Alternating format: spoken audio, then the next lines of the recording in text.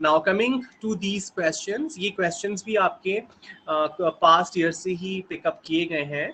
Okay, so I will be considering one by one. The kite dash higher and higher over the houses yesterday. Okay, and then what you have to do, आपको एक word उठा के इधर use करना है जिसकी वजह से सेंटेंस का मीनिंग कंप्लीट हो जाए. Okay, and we have options like soar, soared, soared and soars. अब आप मुझे क्या ये बता सकते हैं कि इस सेंटेंस में एक बहुत बड़ी हिंट है जो आपको एटलीस्ट दो ऑप्शंस तो कैंसिल करवा सकती है. तो यस्टरडे जो इधर है, जो इधर एक टाइम फ्रेज यूज किया गया है यस्टरडे, उससे आपको पता चल गया कि पास्ट टेंस है. Alright, higher and higher. Okay, third form नहीं लगेगी, सेकंड फॉर्म लगेगी क्योंकि ये सिंपल पास्ट है. इधर कोई हैड का इस्तेमाल नहीं है, तो पास्ट परफेक्ट नहीं हो सकता. ये इधर हैव नहीं है, ये प्रेजेंट परफेक्ट नहीं हो सकता. हम प्रेजेंट परफेक्ट और पास्ट परफेक्ट में वो अपनी थर्ड फॉर्म इस्तेमाल करते हैं. ऑलराइट, क्योंकि इधर हैव और हैड मिसिंग है, लेकिन इधर यस्टरडे है, इसका मतलब ये सिंपल पास्ट है. दैट मींस वर्ब की सेकंड फॉर्म इस्तेमाल होगी. ऑलराइट, अब सेकंड फॉर्म हमें पता है कि सेकंड फॉर्म में ईडी होता है. ऑलराइट, क्योंकि ऑप्शन ए और ऑप्शन डी में ईडी नहीं है, बल्कि ऑप्शन डी में तो एस है, जो कि हम फर्स्ट फॉर्म में इस्तेमाल करते हैं जब हमारा सब्जेक्ट सिंगुलर होता है.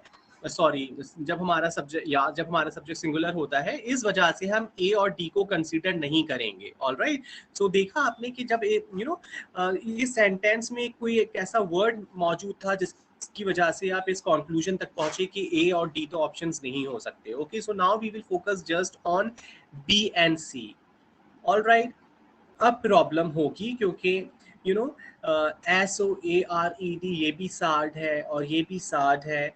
अब इन दोनों के प्रोनाउंसिएशंस भी सेम है और इनको हो सकता है हमने कभी इस्तेमाल नहीं करा हो, हमने सुना ना हो. ऑलराइट, लेकिन एग्जामिनर को लगता है कि इतना तो आपने सुना होगा, इतना तो आपने लैंग्वेज पढ़ी होनी चाहिए कि आप डिसाइड कर पाएं कि क्या करेक्ट वर्ड है इधर. Alright, so SORE and SOARE, अब इन दोनों में डिफरेंस है. ओके, ओरिजिनल वर्ड्स क्या है, जो वर्ब्स हैं वो क्या है, SORE है और SOARE. Okay, let's consider SOUR also. Okay, कोई मुझे बता सकता है इस ये जो वर्ड है सार, इसका क्या मीनिंग है? हाँ, खटास को. ओके, खटास को क्या कहते हैं, सार कहते हैं ना. ऑलराइट, जिस तरह हम कड़वे को बिटर कहते हैं, मीठे को स्वीट कहते हैं.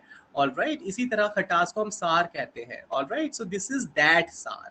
ऑलराइट, ये सार इधर क्यों रखा गया है, क्योंकि ये सारे होमोफोन्स हैं, इनकी प्रोनाउंसिएशन सेम है ताकि स्टूडेंट कंफ्यूज हो जाए. ऑलराइट, SORE सार, सार का मतलब होता है दर्द. ऑलराइट, SOARE सार, किसी चीज का बहुत ऊंचे तक जाना. ऑलराइट, इधर काइट की बात हो रही है. ऑलराइट, जो एक्चुअली आसमान में बहुत ऊंचे तक जाती है. इसका मतलब इधर जो करेक्ट ऑप्शन है वो SOARED सार्ड होगा. The kite soared higher and higher over the houses yesterday. Okay, तो काफी हद तक आप आंसर्स तक तो पहुंचे. ऑलराइट, क्योंकि आपने दो ऑप्शंस 50% आप आंसर तक पहुंच गए, आपने दो ऑप्शंस कैंसिल आउट कर दिए, लेकिन उसके बाद भी प्रॉब्लम हो सकती है.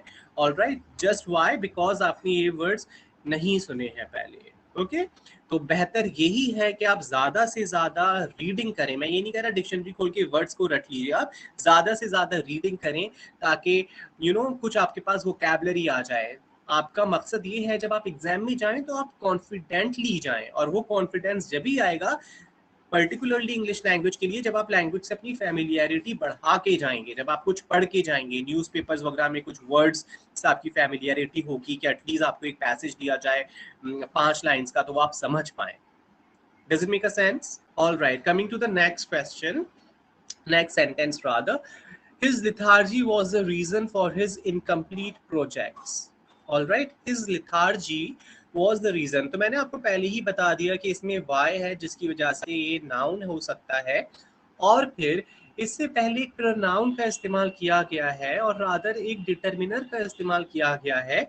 डिटर्मिनर हम कहाँ इस्तेमाल करते हैं, डिटर्मिनर हम जैसे कि आर्टिकल्स होते हैं.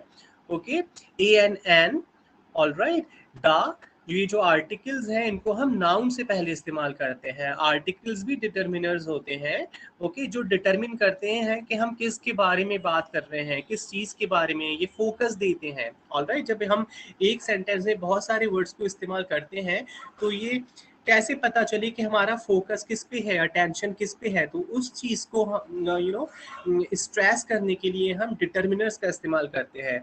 इधर डिटर्मिनर इस्तेमाल हुआ है हिज, ऑलराइट, और हमें पता है कि डिटर्मिनर के बाद नाउन्स आते हैं, दैट मींस लिथार्जी एक नाउन है।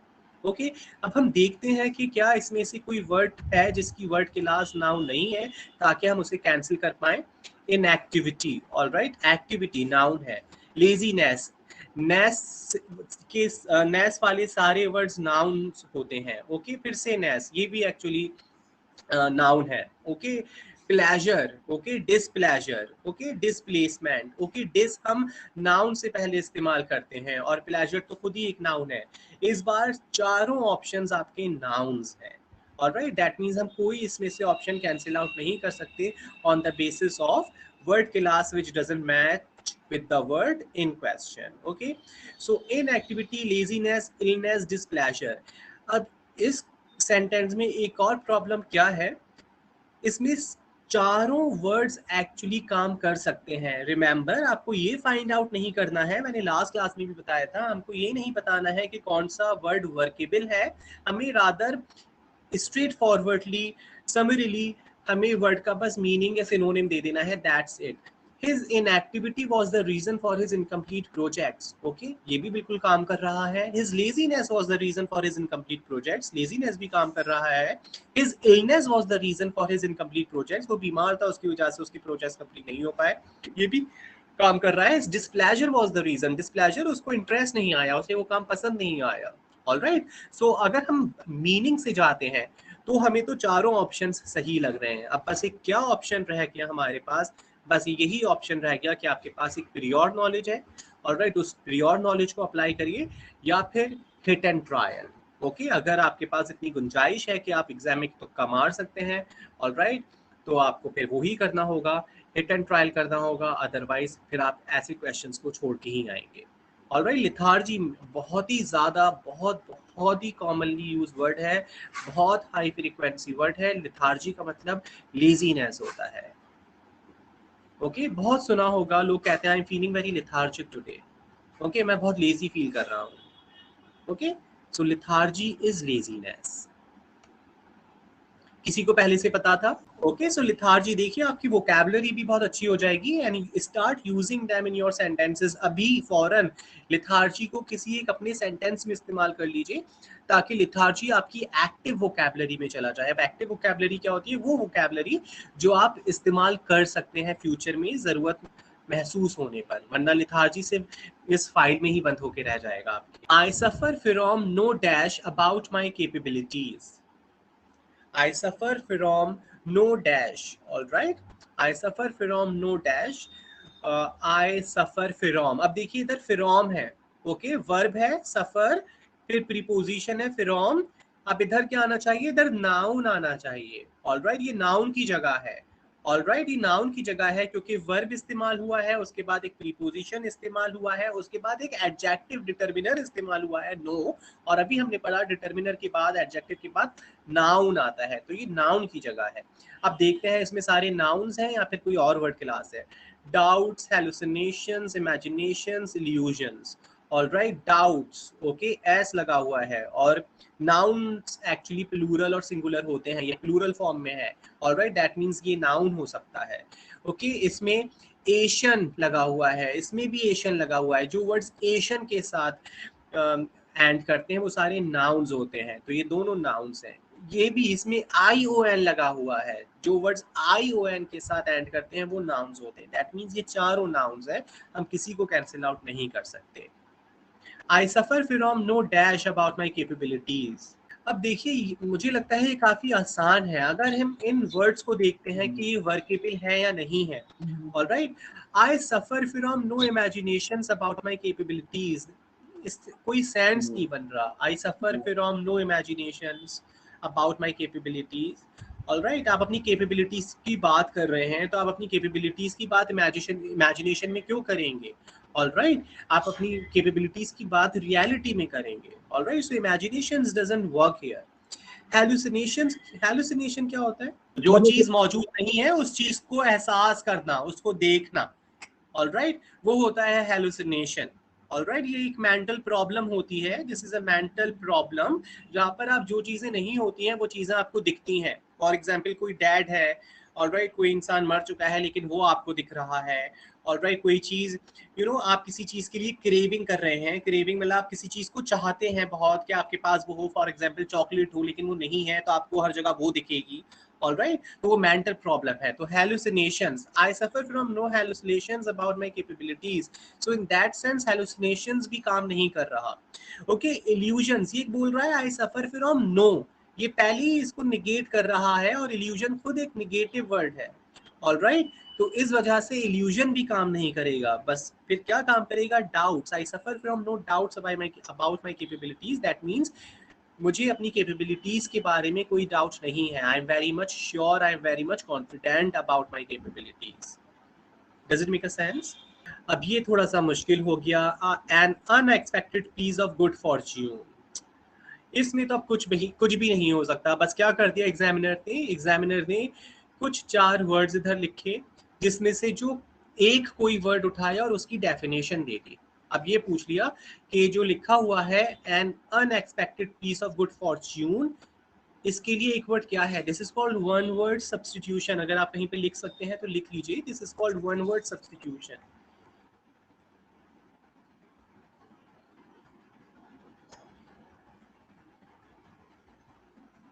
Okay, one word substitution, that means एक ग्रुप ऑफ वर्ड्स के लिए, एक सेंटेंस के लिए, क्लॉज, एक लॉन्गिश फ्रेज के लिए एक word. Alright, an unexpected piece of good fortune. Unexpected piece of good fortune, आपके पास कुछ भी नहीं है। फॉर्च्यून का मतलब वेल्थ, जो आप फ्यूचर में इस्तेमाल कर सकते हैं, या फिर रिसोर्सेज जो आप फ्यूचर में इस्तेमाल कर सकते हैं। आपको कोई आके एकदम अनएक्सपेक्टेडली, आपने एक्सपेक्ट नहीं करा था, उम्मीद नहीं करी थी, और आपको लाके कुछ फॉर्च्यून दे दे। ऑलराइट, कुछ रिसोर्सेज, कुछ मनी दे दे, जिसको आप वेल्थ दे दे, जिसको आप फ्यूचर में इस्तेमाल कर सकते हैं, अपने फ्यूचर को इस्टेब्लिश कर सकते हैं। ऑलराइट, वो क्या होता है? मुझे तो नहीं लगता कि कोई सुना भी होगा इसमें से कोई भी वर्ड इसमें से पहले सुना है। ओके, सो फिलैंथ्रोपी और बेनेवोलेंस मेरे ख्याल से सुने होने चाहिए। ऑलराइट, आपको सुने होने चाहिए। फिलैंथ्रोपी और बेनेवोलेंस बहुत ही कॉमनली यूज वर्ड्स है। Benevolence, okay, beneficiary, benevolent, alright, benefactor, जो भी वर्ड्स बैंस जिनमें रूट होता है उसका मतलब गुड होता है, गुडनेस होता है, उसमें कुछ पॉजिटिव चीज होती है, गुड की बात होती है। So benevolence is actually you know goodness which we do for others.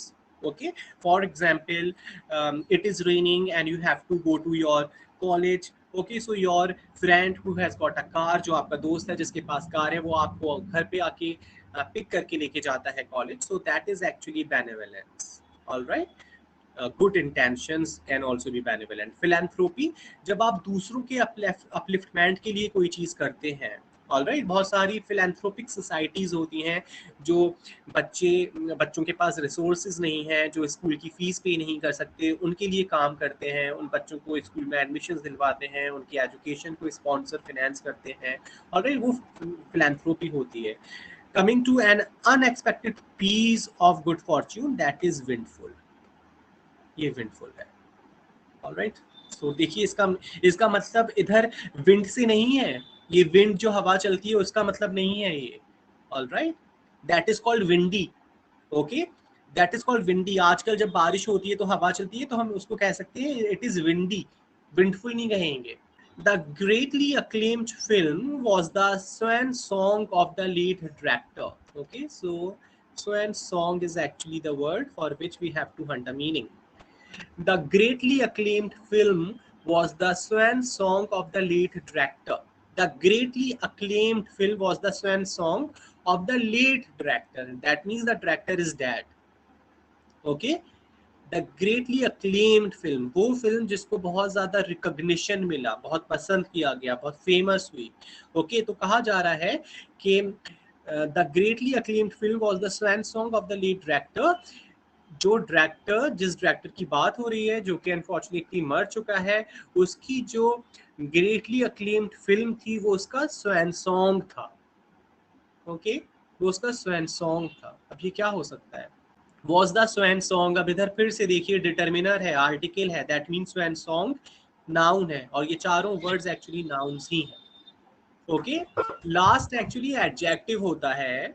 Okay, last, for example last question, okay, last class, last month. Okay, last adjective होता है, लेकिन लास्ट नाउन भी होता है। और नाउन कब होता है? जब किसी इंसान की कोई चीज यू नो इतनी अच्छी हो कि उसको माना जाए कि वो उसका सिर्फ लास्ट अटेम्प्ट हो सकता है, इसके बाद अब ऐसी चीज नहीं आएगी उसके उसके through.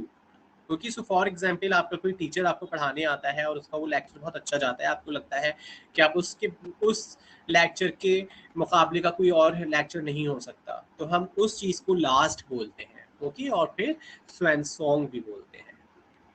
Does it make a sense? See I mean, आप देख रहे हैं कि ये कितना मेरे ख्याल से, I would say this was really a difficult question. Alright, swan song, to be very honest, मैंने सिर्फ स्वैन सॉन्ग पोएम्स में पढ़ा है एक दो बार, और कहीं नहीं देखा मैंने स्वैन सॉन्ग। ये तो काफी आसान है। The antonym of tenacious is tenacious. अभी मैंने बताया था आपको, ये टेनेशियस क्या हो सकता है? मुझे कोई वर्ड क्लास बताएगा टेनेशियस की, गैस करेगा, डिक्शनरी से, इंटरनेट से हेल्प मत लीजिएगा। टेनेशियस की वर्ड क्लास क्या हो सकती है? गॉर्जियस क्या होता है? गॉर्जियस वर्ड सुना है? ओके, पॉइजनस, गॉर्जियस, पॉइजनस, क्या है ये? गॉर्जियस की वर्ड क्लास क्या है? एडजेक्टिव। ओके, ओ यू एस है, आई ओ यू एस, या फिर सिर्फ ओ यू एस जिन वर्ड्स में होता है वो एडजेक्टिव्स होते हैं, ये एडजेक्टिव है। Okay, the antonym of tenacious is, let's see, अब देखते हैं हम इधर के सारे एडजेक्टिव्स हैं या नहीं है। ओके, कंप्लेंट, कंप्लेंट क्या होता है? कंप्लेंट क्या होता है? ये इसका वर्ड क्लास क्या है? नाउन है, वेरी गुड। प्रेज क्या है? Praise, praise is also a noun. All right, so tenacious is an adjective, whereas complaint and praise are nouns. That means they are out of consideration. इनको हम consider नहीं कर सकते, ये nouns हैं। हमेशा याद रखिए, जो वर्ड क्लास आपके क्वेश्चन वर्ड की है, वही वर्ड क्लास आपके आंसर वर्ड की भी होनी चाहिए। ऑलराइट, आपका क्वेश्चन वर्ड टेनिशियस है जो कि एडजेक्टिव है, तो आपके आंसर वर्ड्स की वर्ड क्लास भी एडजेक्टिव ही होनी चाहिए। अब क्योंकि कंप्लेंट और प्रेज नाउन्स हैं, दैट मींस इनको हम कंसीडर नहीं कर सकते, तो हमारा इशू सॉल्व हो गया 50%। Now we are left with 50% of the difficulty, faint hearted and yielding. अब हमें पता है, जिन लोगों ने शुरुआत के लेक्चर्स इस्तेमाल करे थे, हमें पता है वर्ब की आईएनजी फॉर्म्स और वर्ब की थर्ड फॉर्म्स एडजेक्टिव्स होते हैं, और ये दोनों वही वाले एडजेक्टिव्स हैं। This is past participle adjective and this is present participle adjective. For example, feline carpet, singing bird, okay, roasted chicken, steamed momos. All right, such examples which I did जब हमने क्लासेस शुरू करी थी। Okay, तो ये past participle है, ये present participle है, और प्रेजेंट पार्टिसिपल और पास्ट पार्टिसिपल एडजेक्टिव होते हैं। द एंटोनिम ऑफ टेनेशियस, किसी को फेंट का मतलब पता है? फेंट का मतलब एक्चुअली होता है, लिटरल मीनिंग जो होता है, प्राइमरी मीनिंग, फर्स्ट मीनिंग होता है बेहोश होना। ओके, बेहोश होना। ऑलराइट, बेहोश होना। और फिर क्योंकि बेहोशी का मतलब हो सकता है वीकनेस, तो फिर उनको दूसरे मीनिंग्स के लिए भी इस्तेमाल किया जाता है। कमजोर, जैसे किसी ने भी कहा, वैसे कमजोर के लिए फ्रेल होता है, FRAIL, फ्रेल होता है, जो कि फेंट से ही किसी तरह से निकला है। ओके, सो फेंट हार्टेड, ओके, फेंट हार्टेड जो बहुत जल्दी बेहोश हो जाए, वीक है। Alright, tenacious, alright, tenacious, okay, tenacious tough से बना है, टफ से, टफ से बना है। Okay, so tough and then weak, so that means the antonym of tenacious is faint hearted. Does it make a sense? So tenacious फिर से काफी ज्यादा यूज किया जाता है वर्ड। ऑलराइट, तो आप देख रहे हैं ना, इधर एक गैप है। आपके एग्जामिनर को लगता है कि आपकी वोकैबुलरी इधर होनी चाहिए, ये सारे वर्ड्स हैं जो स्टूडेंट्स को पता होने चाहिए, उन्होंने पढ़े होंगे, सुने होंगे, लेकिन ये गैप है, और उस गैप की वजह से एक्चुअली हम परफॉर्म नहीं कर पाते। तो एग्जामिनर तो नीचे नहीं आएगा, ऑलराइट, आपको अपना लेवल बढ़ा के एग्जामिनर तक पहुंचना होगा। टेनिशियस बहुत ही ज्यादा हाई फ्रीक्वेंसी वर्ड है, बहुत ज्यादा यूज होता है। A person who is hard to please, अब फिर से ये प्रॉब्लमेटिक है, फिर से प्रॉब्लम है, फिर से one word substitution. A person who is hard to please, जिसको बहुत मुश्किल से प्लीज किया जाए, ऑलराइट, खुश किया जाए, कन्विंस किया जाए। ओके किसी ने कोई भी इधर वर्ड सुना है? ओके कन्फर्मिस्ट, कन्फर्मिस्ट कौन होते हैं? आजकल बहुत जो है इंडिया के हालात हैं, जो पॉलिटिकल सिचुएशन है, उस कॉन्टेक्स्ट में कन्फर्मिस्ट बहुत इस्तेमाल किया जाता है। कन्फर्मिस्ट वो लोग होते हैं जो यू नो जो मजॉरिटेरियन आइडियाज हैं, मजॉरिटेरियन आइडियाज की जो आपका सिस्टम आपसे कहता है कि ये करो, ये करना चाहिए, आप उसको मान लेते हैं, तो उस इंसान को हम कन्फर्मिस्ट बोलते हैं, या फिर उस चीज को हम कन्फर्मिस्ट बोलते हैं। ऑलराइट, आपसे कहा गया, एक पावर ने सिस्टम ने आपसे कहा ये होना चाहिए, तुम्हें ये करना चाहिए, ये करो। ऑलराइट, आपने फौरन उससे आप अग्री हो गए, so that is conformist. Non conformist कौन होते हैं? जो उस चीज को ऑब्जेक्ट करते हैं, रेसिस्ट करते हैं, क्वेश्चन करते हैं, चैलेंज करते हैं। ऑलराइट, सो कन्फर्मिस्ट नॉन कन्फर्मिस्ट में कॉन्फ्लिक्ट चल ही रहा है इंडिया में, और ये बहुत ज्यादा इस्तेमाल किया जा रहा है आजकल। अगर आप गूगल पे ग्राफ भी देखेंगे कि ये वर्ड सबसे ज्यादा कहाँ यूज हुआ था, सो यू विल फाइंड कि 2014 ऑनवर्ड्स ये वर्ड इंडिया में बहुत ज्यादा यूज किया गया है, कन्फर्मिस्ट। बॉइस्ट्रस, बॉइस्ट्रस क्या होता है? बॉइस्ट्रस यूजली हम कॉमेडी में इस्तेमाल करते हैं। Alright, boisterous means laughter, comedy जिसमें बहुत ज्यादा शोर हो, ओके, जिसमें बहुत ज्यादा शोरगुल हो, ओके, जिसमें बहुत तेज तेज हंसना हो, ऑलराइट, तेज तेज जोक्स हो, हूटिंग हो, उसके हम बॉइस्ट्रस बोलते हैं। जिस तरह से कॉमेडी शोज आते हैं टेलीविजन पे, तो उसमें बहुत ज्यादा लाउड लाफ्टर्स होते हैं, उसमें हूटिंग होती है, that is boisterous. Got it?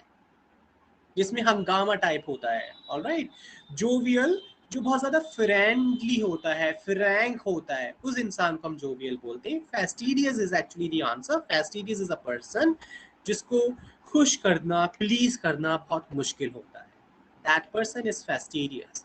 Okay, coming to the 8th one, he knows again one word substitution, he knows several languages and is able to use them। Okay, कोई इंसान जिसको बहुत सारी लैंग्वेजेस आती हैं और वो इसको इस्तेमाल भी कर सकता है, ही इज, अब उस इंसान को क्या बोला जाता है? पॉलीग्लॉट, है ना? बहुत ही कॉमन है, ये तो बहुत पूछा जाता है, पता नहीं क्यों एग्जामिनर्स का फेवरेट है ये, हर दूसरे तीसरे साल पॉलीग्लॉट पे क्वेश्चन बन जाता है। ऑलराइट, गिलॉट एक्चुअली, ये अगर आपको इसकी एटिमोलॉजी या फिर इसका आपको मेकअप समझना है, so poly means many and glot comes from language. Okay, so somebody who can handle many languages is called polyglot. Okay, linguist जो कि लैंग्वेज की साइंटिफिक स्टडी करता है, उसको हम लिंग्विस्ट बोलते हैं। लैक्सिकोग्राफर, लैक्सिकोग्राफर वो होता है जो डिक्शनरीज कंपाइल करता है, वर्ड्स की स्टडी करता है।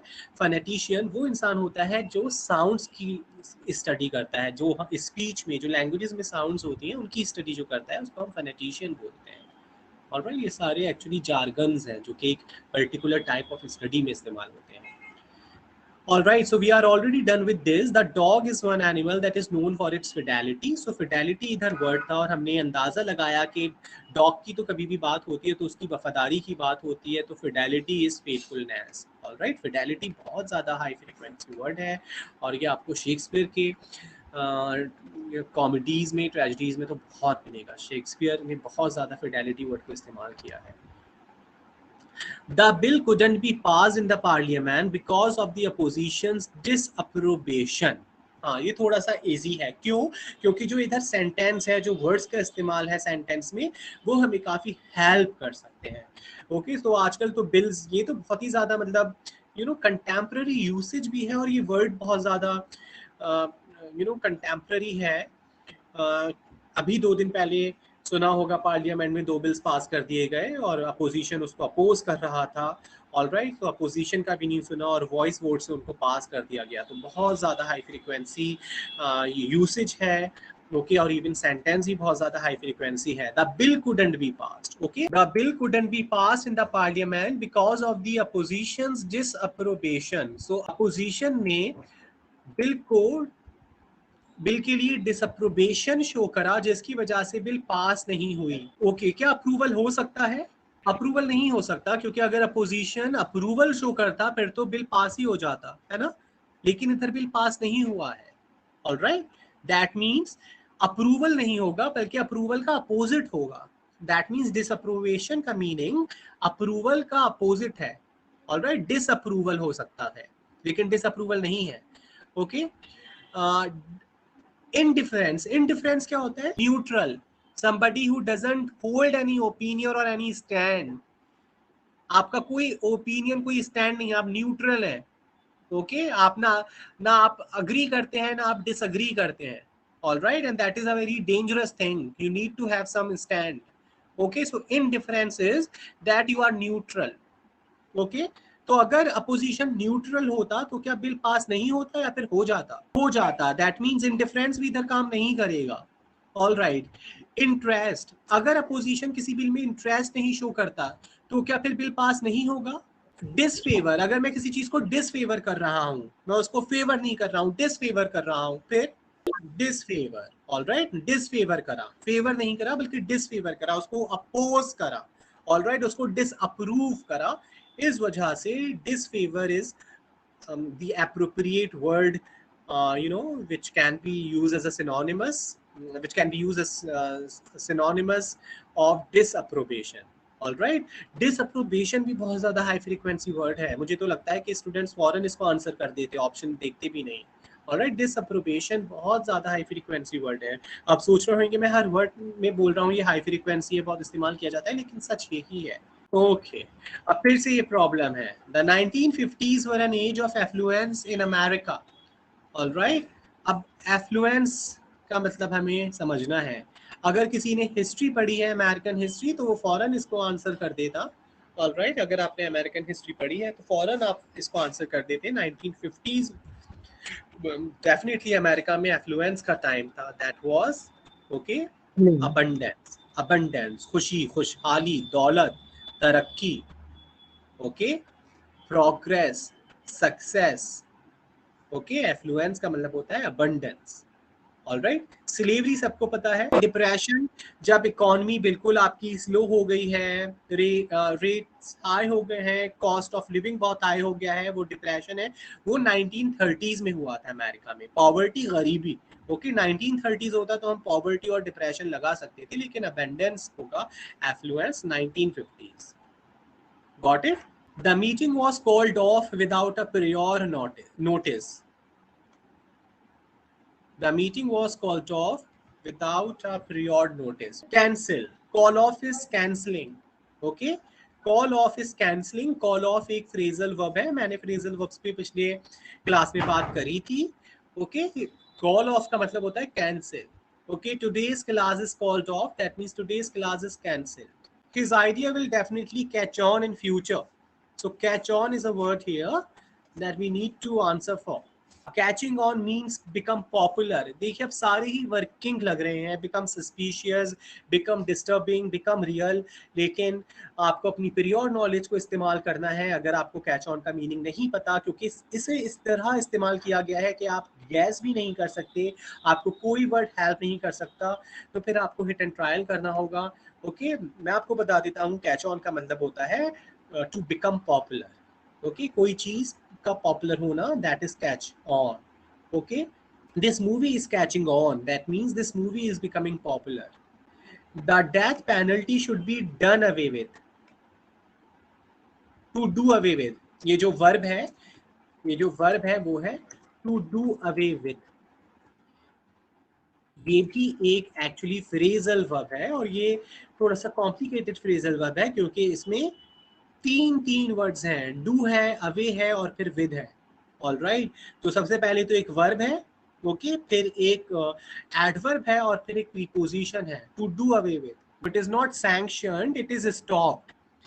Okay, to stop something is called done away with. अब इसमें कोई एक्सप्लेनेशन नहीं है कि ये स्टॉप्ड क्यों है।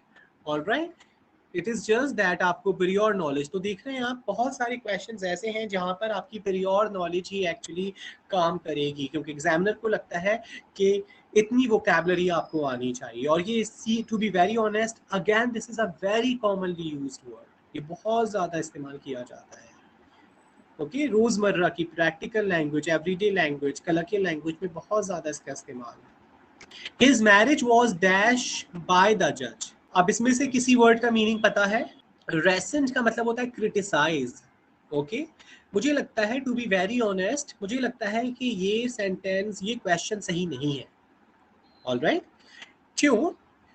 अगर मैं एग्जामिनर होता तो मैं ऐसा क्वेश्चन कभी नहीं बनाता, फर्स्ट ऑफ ऑल।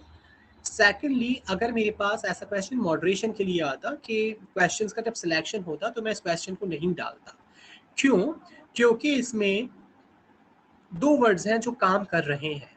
ओके, हमें हमसे इधर किसी वर्ड का मीनिंग नहीं पूछा गया, हमसे ये पूछा गया कि इधर कौन सा वर्ड वर्केबल है, कौन सा वर्ड इस्तेमाल किया जाए तो मीनिंगफुल सेंटेंस बन जाए, जिस तरह से हमसे इधर पूछा गया था। और इधर सिर्फ एक ही वर्ड था जो वर्केबल था, जो कि सेंटेंस को मीनिंगफुल बना रहा था। लेकिन इस बार दो वर्ड्स हैं। ऑलराइट, रिसेंट, रिसेंट का मतलब होता है क्रिटिसाइज करना, कोई चीज जो गलत हुई और उसका बयान करना, उसको बयान करना। हो सकता है कि किसी की मैरिज अनलॉफुल हो और उसको क्रिटिसाइज करे जज, तो रेसेंट इधर काम कर सकता है। His marriage was rescinded by the जज, रेसेंटेड बिल्कुल सही होगा। अबॉलिश इधर काम नहीं करेगा। अबॉलिश हम जनरली किसी लॉ के लिए या फिर किसी रूलिंग को हटाने के लिए करते हैं। ऑलराइट, किसी को किसी पोजीशन से हटाने के लिए, किसी का पोर्टफोलियो वापस लेने के लिए, किसी रूलिंग को खत्म करने के लिए, किसी लॉ को हटाने के लिए हम अबॉलिश इस्तेमाल करते हैं। मैरिज के लिए अबॉलिश इस्तेमाल नहीं करते हैं, तो अबॉलिश काम नहीं कर सकता। एक्सटिर्पेट, ओके, और एक्सटिर्पेटेड किसी चीज को एक्सकवेट करना, एक्सकवेट खोद के निकालना। ऑलराइट, खोद के निकालना। ऑलराइट, तो फिर से एक्सट्रिपेट इधर काम नहीं कर सकता। अब दो वर्ड्स हैं जो इधर काम कर रहे हैं, अनल्ड और रेसेंट। अनल का मतलब होता है किसी को खारिज कर देना, ओके, खत्म कर देना। ऑलराइट, तो अगर एग्जाम में आपको कुछ लिख कर ही आना है तो फिर इधर अनल्ड लिख कर आप आते तो एग्जामिनर आपको मार्क्स देगा, तो उसको करेक्ट कंसीडर किया जाता। ओके, क्योंकि मुझे नहीं लगता कि एग्जामिनर ने रिसेंट को दिमाग में रखते हुए ये सेंटेंस बनाया होगा। मुझे लगता है इसके अनल दिमाग में रखते हुए सेंटेंस बनाया गया है। His marriage was annulled by the जज, that means marriage was cancelled. Okay, probably हो सकता है मैरिज को अनलॉफुल पाया गया हो, उसकी वजह से मैरिज को खारिज कर दिया, और खारिज कर दिया जो भी होता है। Bail is synonymous with, bail जो बेल होती है, ये बेल क्या होता है? जब आप अरेस्ट हो हैं, आप इम्प्रिजन्ड हैं और आपको बेल मिलती है, so what is bail? Okay, एक डील होता है, आपको एक किसी कंडीशन पे बेल मिलती है, आपको कंडीशन दी जाती है, ऑलराइट, कि आप ये नहीं करेंगे, ये नहीं करेंगे, और एक अमाउंट आपसे एज सिक्योरिटी रखवाया जाता है। Alright, that is bail. So yeah, so which one you find closer to the meaning of bail? So bond is actually the answer. Bail is bond. Bail bond होता है. So in jurisprudence, in the language of jurisprudence, bond को हम bail बोलते हैं. Appellate का मतलब होता है किसी चीज को तोड़ मरोड़ के अपने लिए इस्तेमाल करना. That is appellate, appellation. ये बहुत ही ज्यादा philosophical term है. मुझे अजीब लग रहा है कि एग्जामिनर ने इस वर्ड को कैसे दे दिया। एपिलेशन तो एक बहुत ही ज्यादा फिलोसॉफिकल थ्योरेटिकल टर्म है। Alright, arbitration, what is arbitration? Anybody know? Arbitration या सजा कह सकते हैं। ओके, आर्बिट्रेशन सजा कह सकते हैं। टेस्टिमनी, टेस्टिमनी तो प्रूफ होता है, किसी डॉक्यूमेंट को एज प्रूफ देना, दैट इज टेस्टिमनी। ऑलराइट, मुद्दे की बात यह है कि इधर बेल का मीनिंग बॉन्ड है। ये चारों ही एक्चुअली लीगल वर्ड्स हैं, ये लीगल इंग्लिश में इस्तेमाल किए जाते हैं। इस वजह से भी एलएलबी में पूछा गया था, but it is not very difficult, it is very simple question. Bail bond होता है, सबको मालूम है। Coming to the next question, ex parte means, अब तो बस हद ही हो गई, एक फ्रेंच ईडियम उठा के दे दिया और उसका मतलब पूछ लिया। ओके, एक्सपार्ट, लेकिन फिर भी कुछ ना कुछ तो मुझे लग रहा है कि हिंट मिल ही सकती है।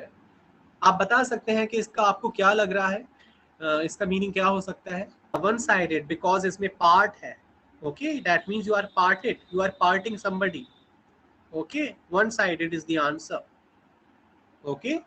X part is a French phrase which means one-sided, और कोई इसका फर्दर एक्सप्लेनेशन नहीं है, okay.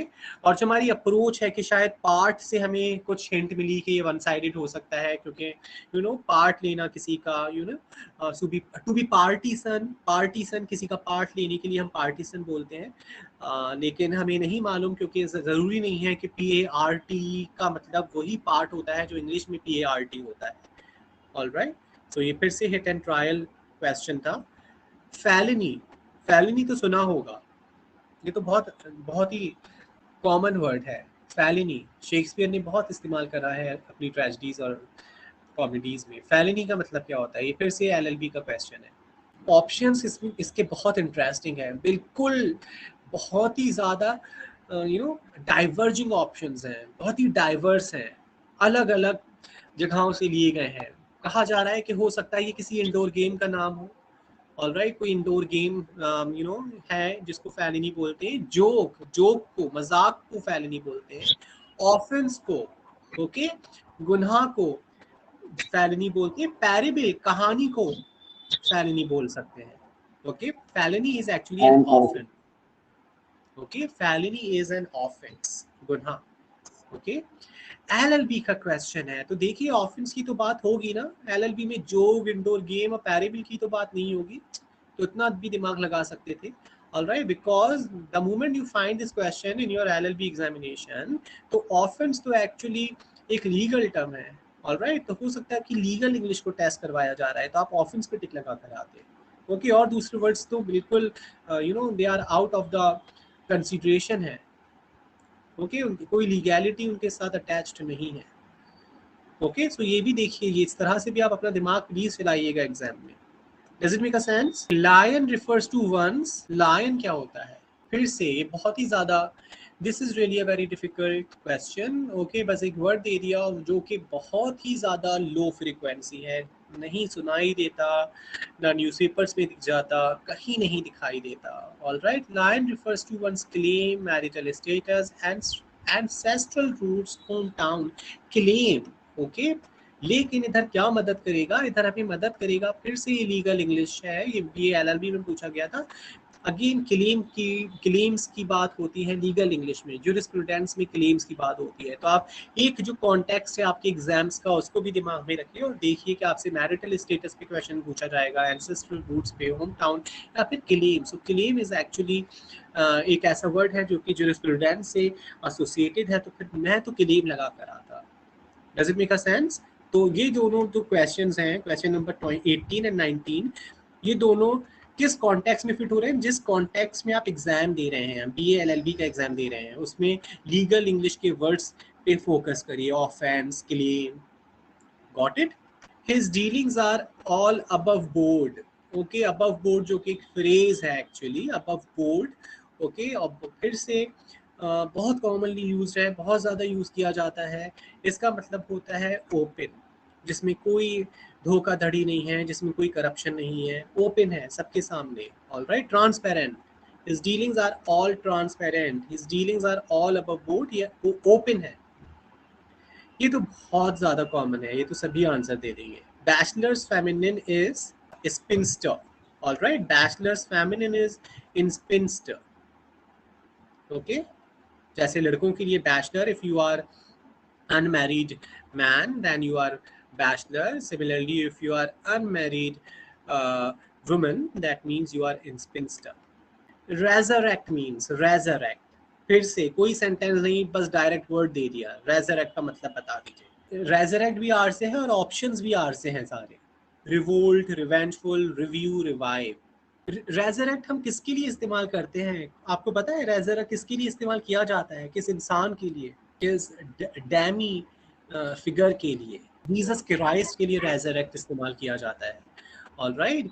It is said that you know Jesus Christ would be resurrected, okay. हम अज्यूम करते हैं, मानते हैं, बिलीफ है ये कि जीसस क्राइस्ट या तो डेथ कर गए, उनकी डेथ हो गई, या फिर गॉड ने उन्हें उठा लिया। ओके, लेकिन ये भी एक बिलीफ है कि उनको वापस भेजा जाएगा या फिर वापस जिंदा किया जाएगा। Alright, revive. ओके, बहुत ज़्यादा बहुत बहुत ज़्यादा ये वर्ड इस्तेमाल होता है। और बाइबल में तो रेजरेक्ट, कुरान में रेजरेक्ट, तो इंग्लिश में का कुरान है, अगर उसमें रेजरेक्ट बहुत जगहों पे दिखेगा। बाइबल में तो रेजरेक्ट आपको हर जगह मिलेगा, क्योंकि जीसस क्राइस्ट के लिए रेजरेक्ट बहुत इस्तेमाल किया जाता है। Alright, so resurrect means revive. Okay, revolt का सबको मतलब पता है, रिवोल्ट करना। ओके, किसी चीज़ को क्वेश्चन करना, उसके मुखालफत करना। रिवेंजफुल। ओके, रेजरेक्ट, अब इधर देखिए वर्ब है। ऑलराइट, रिवोल्ट वर्ब है, रिव्यू वर्ब है, रिवाइव वर्ब है, रिवेंजफुल एडजेक्टिव है। रिवेंजफुल जो बदले से भरा हुआ हो, जिसको जो बदला लेना चाहता है, ओके, वो रिवेंजफुल है। ओके, रिव्यू किसी चीज को देखना। ऑलराइट, देखना कि उसमें कोई कमी तो नहीं है, कोई गलती तो नहीं है। एंड रिवाइव जिंदा होना, वापस लाइफ में आना। ऑलराइट, वापस एनर्जी में आना। यूबिक्विटस। ओके, बस यूबिक्विटस लिख दिया और 4 फ्रेजेस लिख दिए। Admired by all, scientific minded, इसमें भी बड़े इंटरेस्टिंग ऑप्शंस हैं बहुत अलग अलग जगहों से। एडमायर्ड बाय ऑल, जिसको सब पसंद करें, नहीं, बिल्कुल भी नहीं। साइंटिफिक माइंडेड, जिसका साइंटिफिक माइंड हो, साइंटिफिक इंक्लिनेशन हो। ओके, लिबरल, आजाद ख्यालात वाला, liberal. Okay, ubiquitous is present everywhere, जो कि हर जगह प्रेजेंट है। Alright, for example, mosquitoes are ubiquitous in Aligarh in UP. All right, so they are present everywhere. मथ, मथ, और अगर आप मिर्थ बोलना चाहते हैं तो मिर्थ भी बोल सकते हैं। इसका एंटोनिम पूछा गया होगा, बिल्कुल, मथ का एंटोनिम। ओके, मथ का मीनिंग होता है लाफ्टर, ये भी बहुत इस्तेमाल किया जाता है। Okay, laughter. ओके, हंसी। ऑलराइट, अनॉयंस सुना है किसने? अनॉयंस, ये मुश्किल है थोड़ा सा आपके लिए मेरे ख्याल से।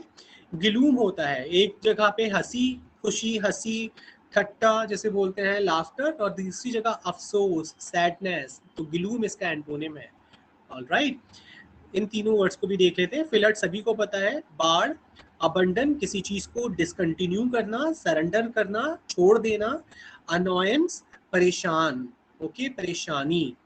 ऑलराइट, तो अनॉयंस नहीं काम कर रहा, अबंडन, फ्लड काम नहीं कर रहा, लेकिन ग्लूम काम कर रहा है। Okay, mirth and gloom, they are antonyms of each other. Find the synonym of the word recuperate. recuperate का मतलब होता है रिकवर करना। बीमार हो गए आप, ओके, फिर आप रिकवर करें। तो सब लोग जैसे अभी सेकेंड वेव में सब एक दूसरे के लिए everybody was wishing each others recuperation, recovery. Alright, recuperation होता तो हम रिकवरी ऑप्शन को टिक करते, रिकवरी ऑप्शन होता। रिकुपरेट जो कि एक वर्ब है, इस वजह से इधर ऑप्शन भी वर्ब दिया गया है, रिकवर। रिकुपरेट का मतलब होता है रिकवर। रिहैबिलिटेट, रिहैबिलिटेट, आप किसी बुरे शौक में पड़ गए, जैसे जनरली दो सेंसेस में इस्तेमाल किया जाता है। आप ड्रग्स लेते हैं, आप कोई आप शराब लेते हैं, तो आपको रिहैबिलिटेशन सेंटर्स में डाला जाता है, जहाँ पे आपकी काउंसलिंग की जाती है, आपको रोका जाता है इन चीज़ों से। आपको बर्बाद कर दिया गया, आप अपना सब कुछ खो चुके, घर बार एवरीथिंग, रिसोर्सेज, और फिर आप रिहैबिलिटेट करें, फिर से शुरुआत करें। जिस तरह से ऐसा होता है कि गांव तबाह कर दिए जाते हैं क्योंकि उधर कोई एयरपोर्ट बनाया जा रहा है, या फिर एक कोई उधर हाईवे बनाया जा रहा है, फिर उन लोगों को दूसरी जगह शिफ्ट करना, दूसरी जगह उनको घर देना, कम्युनिटी देना, दैट इज रिहैबिलिटेट। प्रीएम्प्ट, किसी चीज को पहले ही रोक देना, कोई आने वाले, for example, we should work to preempt the third wave of कोविड-19। ओके, दैट मीन्स कि हमें कोविड-19 की थर्ड वेव आने से पहले तैयारी कर लेनी है, हमें उस वेव को रोकना है, हम कोई ऐसी चीज ना करें कि वो वेव आए। रीइंबर्स, रीइंबर्स का मतलब किसी ने रीइंबर्स सुना है? रीइंबर्स का मतलब होता है पैसा देना। ओके, फॉर एग्जांपल, आपसे कहा गया कि कोई सेल आई अमेजोन पे, फ्लिपकार्ट पे, आपसे कहा कि आप 1000 रुपीज की शॉपिंग करिए, उसके बाद आपको 500 रुपीज रिटर्न कर दिए जाएंगे, तो वो रीइंबर्समेंट कहलाता है। Alright, to pay the money back. Okay, to pay the money back is reimburse. Find the meaning of the definition. अब फिर से वन वर्ड सब्स्टिट्यूशन आ गया, एक डेफिनेशन है उसका मीनिंग पूछ रहे हैं। Person who readily believes others, जो इंसान बहुत जल्दी दूसरों पे यकीन कर लेता है, जो दूसरे कहते हैं उसको मान लेता है, उस इंसान को हम बोलते हैं क्रेडुलस। ओके, और उस इंसान के लिए एक और वर्ड है gullible. Gullible the antonym of eminent. Eminent तो सुना होगा, eminent political leader, eminent politician, eminent speaker, eminent scholar, इस तरह से एमिनेंट को इस्तेमाल किया जाता है। ओके, एंटोनिम पूछ रहे हैं। एमिनेंट अगर मैं कह रहा हूँ he is a very eminent speaker, okay, तो मैं उसकी तारीफ कर रहा हूँ या बुराई कर रहा हूँ? क्योंकि स्कॉलर है, वो एक स्कॉलर है। ऑलराइट, सो जो वर्ड है स्कॉलर, वो खुद बता रहा है कि वो that person is capable, that person is very able.